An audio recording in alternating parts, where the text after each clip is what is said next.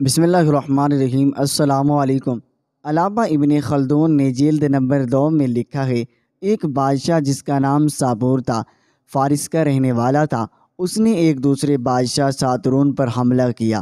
ساترون اپنے مضبوط قلعے میں بیٹھا ہوا تھا اور مطمئن تھا۔ ساپور نے بڑی کوشش کی مگر قلعے کو فتح نہ کر سکا۔ اس نے قلعے کے باہر آخری الوداعی دربار لگایا۔ تخت پر بیٹھا تھا، تاج اس کے سر پر تھا اور سامنے پورا لشکر باادب بیٹھا ہوا تھا۔ بڑا ہار اب منتظر تھا۔ بدقسمتی سے ساترون کی جوان صاحبزادی نذیرہ قلعے کی دیوار پر کھڑی تھی۔ جب اس نے ساپور بادشاہ کے حسن اور چمک دمک کو دیکھا تو اس کے پاس پیغام بھجوایا، میں تمہارے ساتھ شادی کرنا چاہتی ہوں۔ اس نے جواب میں یہ بتایا، تم میرے ساتھ یہ تعاون کرو، میں تمہارے والد کے قلعے کو فتح کر لوں، پھر میرا وعدہ ہے میں ضرور تمہارے ساتھ شادی کروں گا۔ نذیرہ نے خفیہ طور پر قلعے کی چابیاں ساپور کے پاس بھجوا دی۔ رات کے وقت ساپور اچانک قلعے میں داخل ہو گیا۔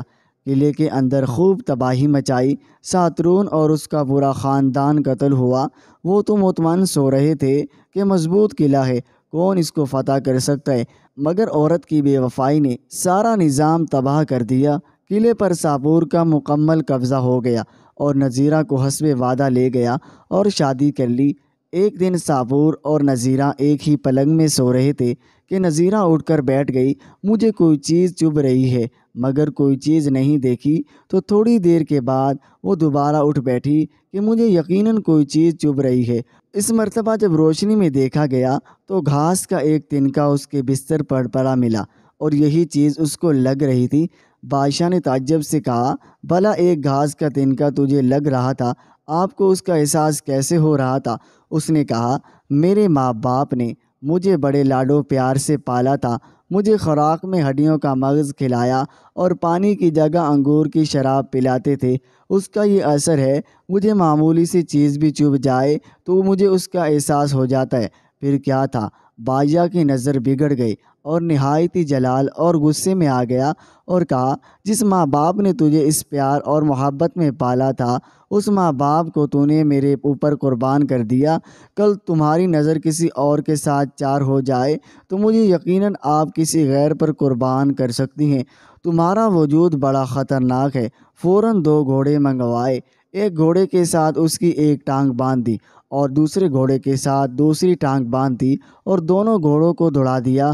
وہ درمیان سے پھٹ گئی، ختم ہو گئی اور کہا، ایک بے وفا عورت کی سزا یہی ہے۔ تاریخ ابن خلدون جلد نمبر 2، تفسیر ابن کثیر جلد نمبر 1۔ فائدہ، دیکھا بے وفا عورت کتنی بری چیز ہے، دنیا و آخرت دونوں برباد ہو گئے، ماں باپ اور بھائی بھی گئے اور خاندان سے بھی ہاتھ دھونا پڑا، نہ خدا ملا نہ وصال صنم۔